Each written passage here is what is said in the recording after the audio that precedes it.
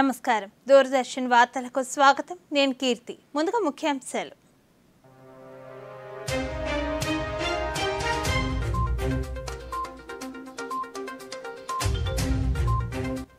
రాష్ట్రంలో ఉల్లి పంటను తక్షణమే కొనుగోలు చేయాలని ముఖ్యమంత్రి చంద్రబాబు నాయుడు ఆదేశం.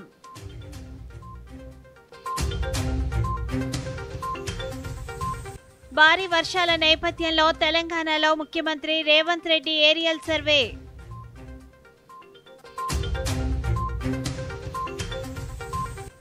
ప్రకాశం బ్యారేజీ వద్ద కొనసాగుతున్న వరద ఉధృతి. నదీ పరివాహక ప్రాంత ప్రజలు అప్రమత్తంగా ఉండాలని అధికారుల సూచన.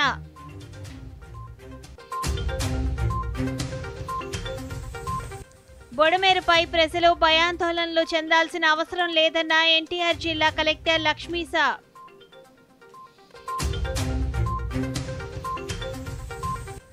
జన్ ధన్ ఖాతాలతో 11 ఏళ్లలో 56 కోట్ల మందికి పైగా లబ్ధి.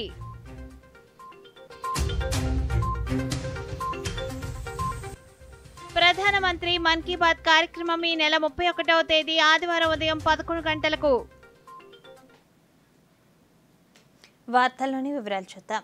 రాష్ట్రంలో రైతుల నుంచి ఉల్లిని తక్షణమే కొనుగోలు చేయాలని ముఖ్యమంత్రి నారా చంద్రబాబు నాయుడు అధికారులను ఆదేశించారు. క్వింటాలకు 1,200 రూపాయలు చెల్లించి ఉల్లిని కొనుగోలు చేయాలని స్పష్టం చేశారు. అమరావతిలోని రాష్ట్ర సచివాలయంలో ఉల్లి కొనుగోలుపై ముఖ్యమంత్రి సమీక్ష నిర్వహించారు. ఈ సందర్భంగా ముఖ్యమంత్రి మాట్లాడుతూ ఉల్లి రైతులకు నష్టం వాటిల్లకుండా తక్షణమే కొనుగోళ్లు ప్రారంభించాలని ఆదేశించారు. ఉల్లికి ధర వచ్చేంత వరకు కమ్యూనిటీ హాళ్లలో నిల్వ చేసుకునేందుకు రైతులకు అవకాశం కల్పించాలని సూచించారు.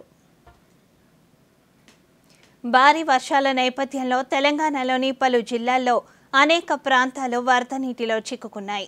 వర్షాల వల్ల జరిగిన నష్టాన్ని అంచనా వేసేందుకు ముఖ్యమంత్రి రేవంత్ రెడ్డి స్వయంగా పర్యటించారు. పెద్దపల్లి, కామారెడ్డి, మెదక్లలో భారీ వర్షాలు, వరదల నేపథ్యంలో హెలికాప్టర్ ద్వారా ఏరియల్ సర్వే నిర్వహించి పరిస్థితిని పరిశీలించారు. అలాగే ఎల్లంపల్లి ప్రాజెక్టును ఆయన సందర్శించి వరద ప్రవాహాన్ని పరిశీలించారు. ఫ్యామిలీ బెనిఫిట్ మానిటరింగ్ వ్యవస్థపై ముఖ్యమంత్రి నారా చంద్రబాబు నాయుడు ఈరోజు సచివాలయంలో సమీక్ష సమావేశం నిర్వహించారు. రాష్ట్రంలో ప్రతి కుటుంబానికి ఆధార్ తరహాలో ఫ్యామిలీ కార్డు ఇవ్వాలని నిర్ణయించారు. ఈ కార్డులో ప్రభుత్వ పథకాలు సహా అన్ని వివరాలు పొందుపరచాలని, ఎప్పటికప్పుడు వివరాలను అప్డేట్ చేయాలని అధికారులను ఆదేశించారు. కుటుంబ అవసరాలపై క్షేత్రస్థాయి సమాచారం తీసుకోవాలని, ప్రభుత్వ సంక్షేమం అవసరమైతే వెంటనే అందేలా వ్యవస్థను సిద్ధం చేయాలని పేర్కొన్నారు.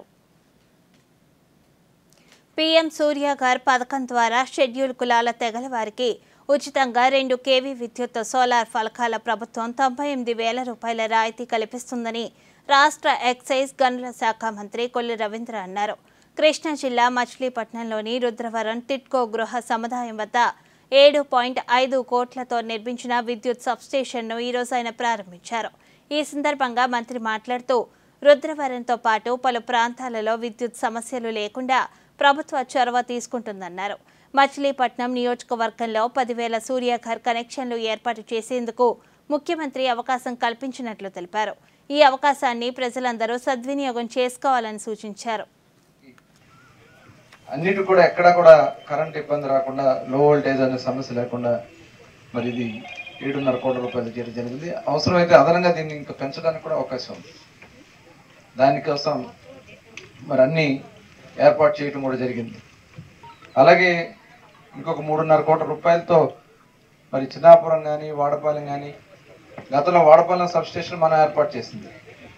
ఆ రోజు చెరువులు అవుతున్నాయి, చెరువులకి కరెంటు, నాణ్యమైన కరెంటు ఇవ్వాలని చెప్పి వాడపాలెం సబ్స్టేషన్ ఆ రోజు నిర్మాణం చేశాం. అలాగే పోలాడదెబ్బ దగ్గర కూడా సబ్స్టేషన్ ఎగువ ప్రాంతాలలో కురుస్తున్న భారీ వర్షాలకు విజయవాడ ప్రకాశం బ్యారేజీకి వరద నీరు వచ్చి చేరుకుంటుంది. దీంతో మొదటి ప్రమాద హెచ్చరిక జారీ చేసినట్లు రాష్ట్ర విపత్తుల నిర్వహణ సంస్థ మేనేజింగ్ డైరెక్టర్ ప్రఖర్ జైన్ తెలిపారు. మరోవైపు బ్యారేజీకి 4,05,000 క్యూసెక్ల వరద నీరు వచ్చి చేరుతుండగా అంతే మొత్తం నీటిని దిగువకు విడుదల చేస్తున్నారు. నదీ పరివాహక ప్రాంత ప్రజలు తగిన జాగ్రత్తలు తీసుకోవాలని, లంక గ్రామ ప్రజలు అప్రమత్తంగా ఉండాలని అధికారులు సూచించారు. వినాయక నిమజ్జనాల్లో జాగ్రత్తలు పాటించాలని, వాగులు, కాలువలు దాటే ప్రయత్నం చేయరాదని అధికారులు తెలిపారు.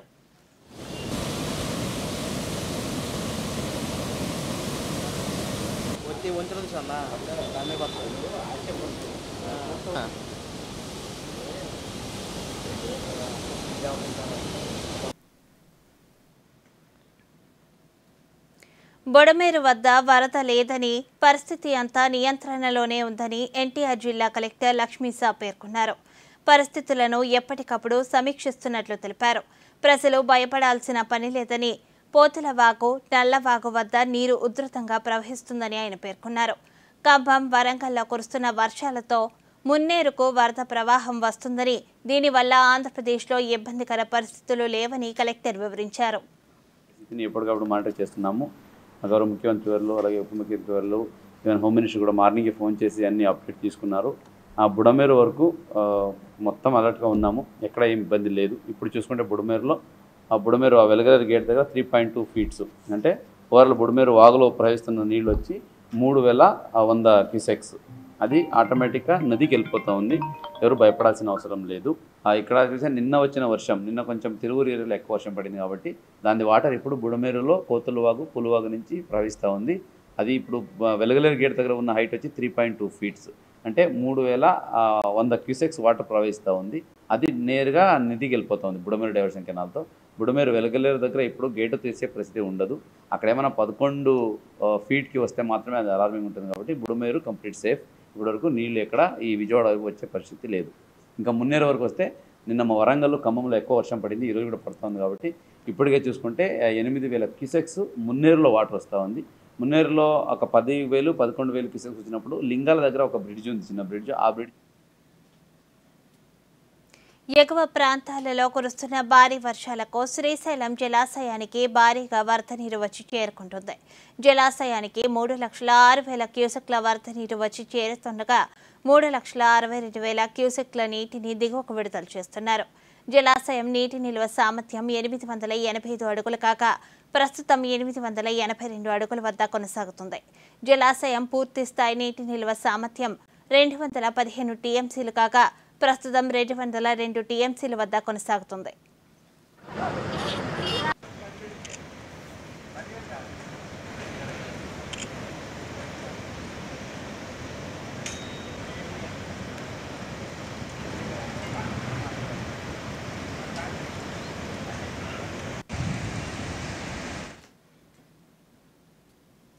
వరదలను సమర్థవంతంగా ఎదుర్కొనేందుకు జిల్లా యంత్రాంగం అన్ని జాగ్రత్తల చర్యలు చేపట్టినట్లు కృష్ణా జిల్లా కలెక్టర్ డీకే బాలాజీ తెలిపారు.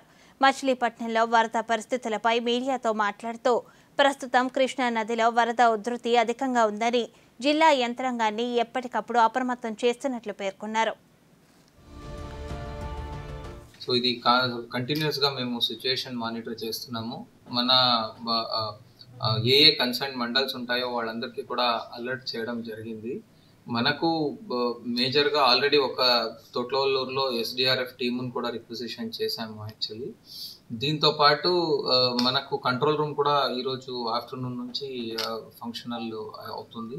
కంటిన్యూస్లీ సిచ్యువేషన్ మానిటర్ చేస్తున్నాం. బుడమేరు వైపు కూడాను అందరికీ కూడా అలర్ట్ చేయడం జరిగింది యాక్చువల్లీ. ఎందుకంటే బుడమేరు ప్రాంతంలో కొంతవరకు వర్షపాతం వస్తుంది కనుక ఆ కన్సర్న్ లాస్ట్ ఇయర్ ఎక్స్పీరియన్స్ బట్టి ఏ విలేజెస్ కొంచెం ముంపుకి గురైనాయి అవన్నీ కూడా అలర్ట్ చేసి పెట్టాము.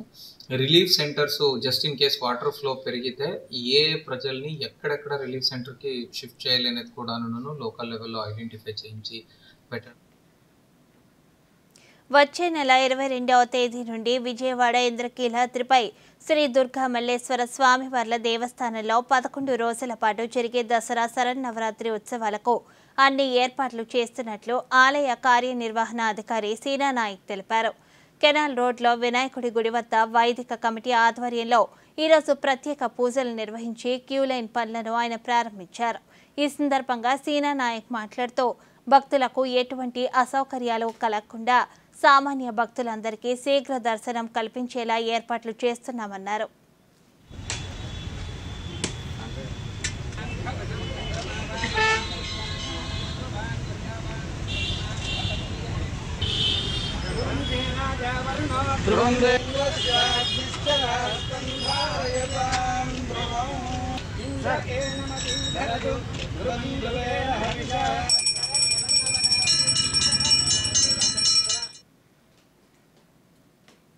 చిత్తూరు జిల్లా కాణిపాకంలోని ప్రముఖ శ్రీ వరసిద్ధి వినాయక స్వామివారి ఆలయంలో వార్షిక బ్రహ్మోత్సవాల్లో పురస్కరించుకుని ధ్వజారోహణ ఘట్టాన్ని శాస్త్రోక్తంగా నిర్వహించారు.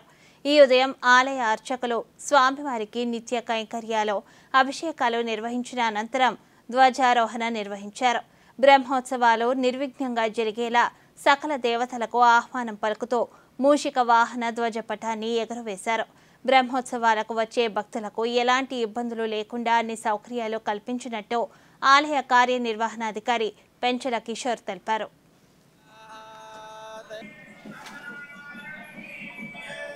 వినాయక స్వామి దేవస్థానం కాణిపాకం నందు ఈరోజు బ్రహ్మోత్సవాలకి ఆరంభ సూచకంగా ఈరోజు ధ్వజారోహణ ఘనంగా జరిపించారు.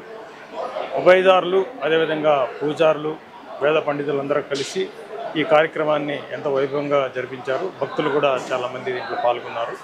ఈ రోజు నుంచి అంటే నిన్న వినాయక చవితి రోజు నుంచి మనకి బ్రహ్మోత్సవాలు ప్రారంభమయ్యాయి. నిన్న అధిక సంఖ్యలో భక్తులు వచ్చి దేవుని దర్శించుకొని సంతృప్తికరంగా వెళ్ళారు. సో ఈ 21 రోజులు కూడా ఈ రోజుతో మనం మొదలుపెట్టి 21 డేస్ 16/9 వరకు ఇలాగే ఘనంగా ఉత్సవాలు జరిపించి మన భక్తులు. రాజమహేంద్రవరంలోని గాడిమోగ భైరవపాలెంలో మడ అడవులు అగ్నికి ఆహుతి కావటం, సముద్రపు నీరు ఆయిల్గా మారటంతో జరిగిన నష్టానికి పరిహారం చెల్లించాలని పుదుచ్చేరి ప్రభుత్వ ఢిల్లీ ప్రత్యేక ప్రతినిధి మల్లాడి కృష్ణారావు తెలిపారు. డాక్టర్ బిఆర్ అంబేద్కర్ కోనసీమ జిల్లా అమలాపురంలో జిల్లా కలెక్టర్ మహేష్ కుమార్ను స్థానిక ప్రజా ప్రతినిధులతో కలిసి నష్టపరిహారం కోరుతూ కలెక్టర్కు వినతి పత్రం అందజేశారు. ఈ సందర్భంగా ఆయన మాట్లాడుతూ పైప్ లైన్ లీకేజీతో మత్స్య సంపదకు తీవ్ర నష్టం వాటిల్లిందన్నారు. కంపెనీ ప్రతినిధులతో సంప్రదించి నష్టపరిహారాలు ఇప్పించాలని కోరారు. అదే కాకుండా ఈ గ్యాస్ ఇది ఫైర్ అయిన తర్వాత ఆ ఏరియాలో ఉన్న గోదావరి అంత పక్కన క్రీక్స్ అన్నీ కూడా ఇటు గాడిమగ్ కానీ బైరేపాలెం కానీ ఇటు గిరంపేట కానీ ఆ ఏరియాలో ఉన్న అంతా కూడా వాటర్ అంతా కూడా ఆయిల్ లాగా తెట్టి కింద రావడం, మత్స్య సంపద అంతా పాడైపోవడం అంతా కూడా జరిగింది. ఆ ఏరియాకి దరిదాపుల్లో ఉన్న ఏరియాలో ఉన్న ప్రజలందరికీ కూడా ఇతర కమ్యూనిటీస్ కూడా మన ప్రాణాలు ఉంటాయా ఉండవా అన్న భయభ్రాంతులతోటి బతుకుతున్నారు. ముఖ్యంగా వార్తల్లో చిన్న విరామం. మేము ఇంట్లో గుడ్లు పెట్టకుండా మమ్మల్ని ఎవరు ఆపలేరు. నేను ఆపగలను. నీకు తెలీదా మేము ఏడీస్ దోమలమని? మేము డెంగూ చికెన్ గునియా అని వ్యాపింపజేస్తాం. మాస్టర్ గారు స్కూల్లో డెంగూ నుండి నివారణ కోసం అన్ని వివరాలు చెప్పారు. అవునా బాబు, మాకే ఛాలెంజా? గుడ్డు తప్పకుండా పెట్టి తీరుతాను. పెట్టనివ్వను. అయ్యో, ఇక్కడంతా శుభ్రంగా ఉంది. డెంగూ నుండి నివారణ కోసం కూలర్లోని నీళ్లను ప్రతి వారం మార్చండి. బకెట్ ఇంకా ట్యాంకులని చాలా జాగ్రత్తగా మూసిపెట్టండి. మొత్తం శరీరం నిండా బట్టలు వేసుకోండి. దోమలు కుట్టకుండా క్రీమ్, కాయిల్ లేదా అగరబత్తిని ఉపయోగించండి. డెంగూతో పోరాటం అంటే డెంగూ నుండి ముక్తి. जन जन का रखे ध्यान, टीबी मुक्त भारत अभियान। इस अभियान का आह्वान यदि है आपको टीका बनाने में सक्रिय भूमिका निभाएं। डाउनलोड करें टीबी आरोग्य साथी ऐप। स्वास्थ्य एवं परिवार कल्याण मंत्रालय द्वारा जनहित में जारी। వార్తలకు తిరిగి స్వాగతం. శ్రీకాకుళం జిల్లాలో ఇంతవరకు 170 మండపాలకు ఉచిత విద్యుత్ కనెక్షన్లు మంజూరు చేసినట్లు జిల్లా తూర్పు ప్రాంత విద్యుత్ పంపిణీ సంస్థ పర్యవేక్షణ ఇంజనీర్ నాగిరెడ్డి కృష్ణమూర్తి తెలిపారు. గణేష్ ఉత్సవాలకు ఉచిత విద్యుత్పై ఈ రోజైన శ్రీకాకుళంలో మీడియాతో మాట్లాడుతూ మండపాలు నిర్వహించే కమిటీ ప్రతినిధులు విధిగా తగు జాగ్రత్తలు పాటించగలన్నారు. గణేష్ ఉత్సవాలు స్టార్ట్ అయ్యే నిన్న వినాయక చవితి, మరియు ప్రతి పల్లెల్లో టౌన్లో కూడా గణేష్ ఉత్సవాలు 9 రోజులు 11 రోజుల వరకు కూడా చాలా పెద్ద ఎత్తున జరుపుతారు. జరిపేటప్పుడు వీటిలన్నింటినీ కూడా విద్యుత్ అవసరం. అయితే ఈసారి మొట్టమొదటిసారిగా ప్రభుత్వం వారు పెండల్స్కి విద్యుత్తు ఫ్రీ ఇచ్చారు. కాబట్టి ఇప్పుడు మన జిల్లాలో 170 పెండల్స్ ఆల్రెడీ దరఖాస్తు చేసుకున్నారు. 170 కూడా మేము సప్లై ఇవ్వడం జరిగింది. 170కి మీటర్ పెట్టిస్తాం. మీటర్లో ఎంత వాడకం ఉందో అంత నోట్ చేసుకుంటాం. అది ఎవరు కూడా డబ్బులేం కట్టక్కర్లేదు, గవర్నమెంటే ఫ్రీ. ఇంకా పెండల్స్ ఏమైనా ఫర్దర్గా వస్తే వాటికి కూడా మీటర్ పెట్టి ఇవ్వడం జరుగుతుంది. ఎందుకంటే ఎంత వాడకం ఎంత అమౌంట్ అన్నది తెలియచేయడం కోసమే తప్ప వినియోగదారుల మీద ఏ విధమైన భారం ఉండదు. ఇది మొట్టమొదటి. గుజరాత్ హైటెక్ తయారీ కేంద్రంగా మారుతుందని కేంద్ర సమాచార ప్రసార శాఖ మంత్రి అశ్విని వైష్ణవ్ అన్నారు. గుజరాత్లోని సనంత్లో మైక్రాన్ సెమీకండక్టర్ అసెంబ్లీ టెస్ట్ ప్లాంట్ను మంత్రి ప్రారంభించారు. ఈ సందర్భంగా ఆయన మాట్లాడుతూ భారతదేశం సెమీకండక్టర్ ప్రయాణంలో పెద్ద అడుగు పడినట్లు తెలిపారు. సెమీకండక్టర్ హబ్గా గుజరాత్ స్థానం మరింత బలపడినట్లు పేర్కొన్నారు. डिजाइन हो, भारत में सेमीकंडक्टर मैन्युफैक्चर हो और सेमीकंडक्टर के बाद में डाउनस्ट्रीम इंडस्ट्रीज में उसका उपयोग हो। लंबे समय से ये ड्रीम था, इस ड्रीम को पूरा कर पाए प्रधानमंत्री श्री नरेंद्र मोदी जी, क्योंकि उनका एकदम स्पष्ट विजन, फोकस्ड एग्जीक्यूशन और एकदम एक पॉइंट पे किस तरह से आगे बढ़ना है, क्लियर मार्गदर्शन। आज उसके कारण हम यहाँ पर देख रहे हैं कि सीजी पावर का पायलट लाइन प्रारंभ आज यहां से इनॉग्रेट हुआ और बहुत जल्दी इस पायलट लाइन से निकली हुई चिप माननीय प्रधानमंत्री जी देश को समर्पित करेंगे। साथियों, pilot line is very important because pilot line में whatever production we do, that will be used for qualifying to the customers, and once the chips are qualified, then it becomes very important, very easy for the commercial plant to start. దేశ ప్రజల ఆర్థిక స్వావలంబనే లక్ష్యంగా కేంద్ర ప్రభుత్వం అమలు చేస్తున్న ప్రధానమంత్రి జన్ధన్ యోజనకు నేటితో 11 సంవత్సరాలు పూర్తయ్యాయి. 2014 ఆగస్టు 28న ప్రధానమంత్రి నరేంద్ర మోదీ ఈ పథకానికి శ్రీకారం చుట్టారు. 18 ఏళ్లు నిండిన ప్రతి ఒక్కరికి బ్యాంకు ఖాతా ఉండాలనేది ఈ పథకం కీలక ఉద్దేశం. ఆ ఖాతా ద్వారా రుణ సదుపాయం, ఆర్థిక బీమా, పింఛను తదితర సేవలు అందించేలా పీఎం జన్ధన్ యోజనను రూపొందించారు. కాగా ఈ 11 ఏళ్లలో 56 కోట్ల మందికి పైగా ప్రజలు వివిధ బ్యాంకుల్లో పీఎం జన్ధన్ ఖాతాలు పొందారు. వీరిలో 56% పైగా మహిళలే ఉండడం విశేషం. అంతేకాక గ్రామీణ ప్రాంతాల్లోని వారే మెజారిటీ జన్ధన్ ఖాతాలు తీసుకున్నట్టు కేంద్ర ఆర్థిక శాఖ మంత్రి నిర్మలా సీతారామన్ తెలిపారు. పీఎం జన్ధన్ యోజన ప్రజల ఆర్థిక స్వావలంబనకు ప్రతీకగా నిలిచిందని పేర్కొన్నారు. ఈ మేరకు సామాజిక మాధ్యమం వేదికగా పోస్ట్ చేశారు. ప్రధానమంత్రి నరేంద్ర మోదీ జపాన్ పర్యటన 2 రోజుల పాటు కొనసాగనుంది. ఆ పర్యటన విశేషాలను ఇప్పుడు చూద్దాం. ప్రధానమంత్రి నరేంద్ర మోదీ జపాన్లో పర్యటించనున్నారు. 2 రోజుల పాటు ఆయన ఆ దేశంలో పర్యటిస్తారు. ఈ సందర్భంగా భారత్ జపాన్ల మధ్య జరిగే 15వ వార్షిక సదస్సులో పాల్గొంటారు. అదేవిధంగా జపాన్ ప్రధాన అంశాలను జపాన్ ప్రధానమంత్రి షిగేరు ఇషిబాతో కలిసి సమీక్షించనున్నారు. భారత్ జపాన్ దేశాల మధ్య పరస్పర సహకారం, ప్రత్యేక వ్యూహాత్మక భాగస్వామ్యం, రక్షణ, భద్రత, వాణిజ్యం, ఆర్థిక అంశాలతో పాటు సాంకేతికత, ఆవిష్కరణలపై ఇరు దేశాల ప్రధానులు చర్చించనున్నారు. అలాగే ఇరు ప్రాంతాలు, ప్రపంచ దేశాలకు సంబంధించి ముఖ్యమైన అంశాలపై కూడా దృష్టి సారించనున్నారు. భారత్ జపాన్ దేశాల మధ్య సుదీర్ఘకాలంగా ప్రత్యేక స్నేహ సంబంధాలు కొనసాగుతున్న నేపథ్యంలో నరేంద్ర మోదీ ఈ స్నేహాన్ని మరింత బలోపేతం చేసే దిశగా ఈ పర్యటన దోహదపడుతుందని భారత విదేశాంగ శాఖ తెలిపింది.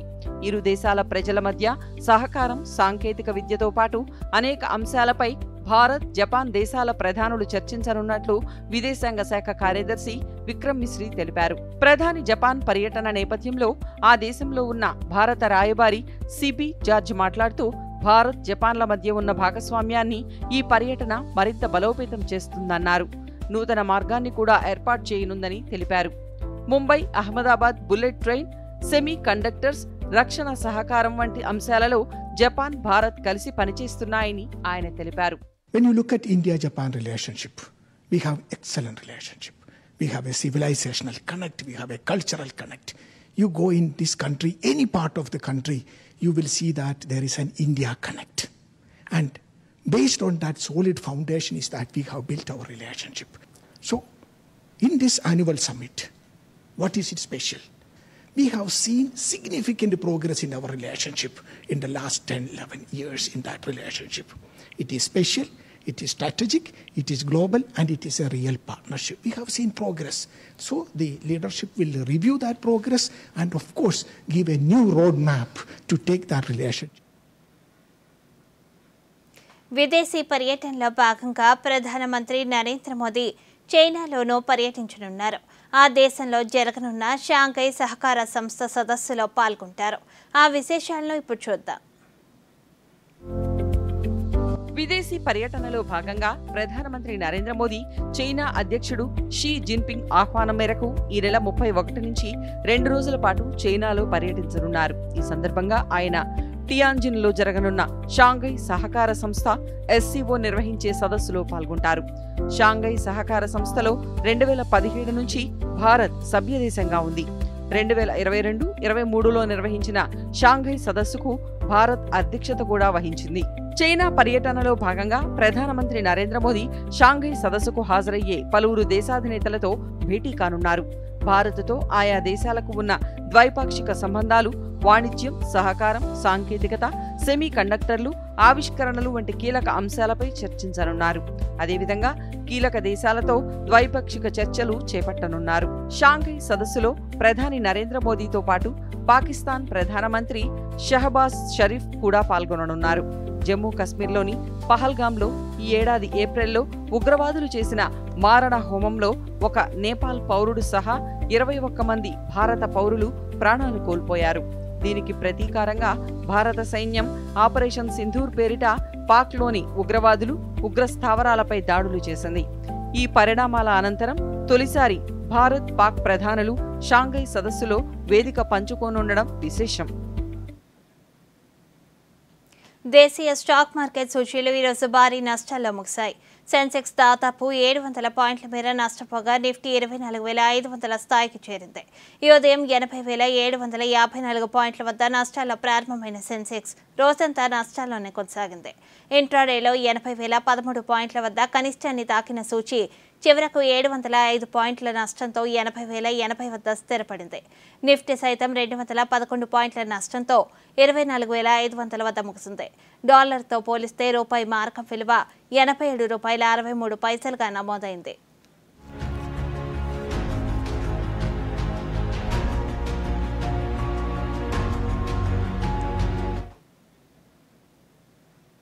దేశవ్యాప్తంగా పలు రాష్ట్రాల్లో ఎడతెరిపి లేకుండా కురుస్తున్న వర్షాలతో సాధారణ జనజీవనానికి ఇబ్బందులు తలెత్తుతున్నాయి. దేశ రాజధాని ఢిల్లీలో గత 24 గంటలుగా ఎడతెరిపి లేకుండా వర్షాలు కురుస్తున్నాయి. ఉత్తరప్రదేశ్, మహారాష్ట్రలో కురుస్తున్న భారీ వర్షాలతో లోతట్టు ప్రాంతాలు జలమయమయ్యాయి. ఇక తెలంగాణ రాజధాని హైదరాబాద్ సహా పలు జిల్లాల్లో కురుస్తున్న వర్షాలతో లోతట్టు ప్రాంతాలు నీట మునిగాయి. ఎన్డీఆర్ఎఫ్, ఎస్డీఆర్ఎఫ్ సిబ్బంది రంగంలోకి దిగి సహాయక చర్యలు చేపట్టారు. దీని అనుబంధ ఉపరితల ఆవర్తనం సగటు సముద్రం మట్టానికి 5.8 కిలోమీటర్ ఎత్తు వరకు విస్తరించి నైరుతి వైపుకు వంగి ఉంది మరియు ఒక షియర్ జోన్ భారత ప్రాంతంపై 17 డిగ్రీ మీదుగా కొనసాగుతుంది. దీని ప్రభావం వల్ల ఈ రోజు కోస్తాంధ్రలో అనేక చోట్ల తేలికపాటి నుండి మోస్తరు వర్షాలు మరియు రాయలసీమలో కొన్ని చోట్ల తేలికపాటి నుండి మోస్తరు వర్షాలు కురిసే అవకాశం ఉంటుంది. ముఖ్యంగా ఈ రోజు అల్లూరి సీతారామరాజు మరియు ఏలూరు, వెస్ట్ గోదావరి, ఎన్టీఆర్, గుంటూరు, పల్నాడు జిల్లాలలో 1-2 చోట్ల భారీ వర్షం కురిసే అవకాశం ఉంటుంది. ప్రధానమంత్రి నరేంద్ర మోదీ తన మనసులోని భావాలను దేశ ప్రజలతో పంచుకొని మన్ కీ బాత్ కార్యక్రమం 125వ సంచిక ఈ నెల 31వ తేదీ ఆదివారం ఉదయం 11 గంటలకు ప్రసారమవుతుంది. ప్రజలు తమ అభిప్రాయాలను నమో యాప్ ద్వారా కానీ స్వర సందేశాలనైతే 1800111780 నెంబర్కు రేపు సాయంత్రంలోగా పంపవచ్చు. అలాగే www.mygov.in వెబ్సైట్ ద్వారా కానీ 1922 నెంబర్కు మిస్డ్ కాల్ ఇవ్వడం ద్వారా తిరిగి మన మొబైల్కు వచ్చే సంక్షిప్త సందేశంలోని లింక్ ద్వారా కూడా అభిప్రాయాలను తెలియజేయవచ్చు. ఆకాశవాణి సమన్వయంతో దూరదర్శన్ ఛానల్లో మన్ కీ బాత్ కార్యక్రమాన్ని ప్రసారం చేస్తాయి. ఈ కార్యక్రమ తెలుగు అనువాదం వెనువెంటనే దూరదర్శన్ సప్తగిరిలో ప్రసారమవుతుంది.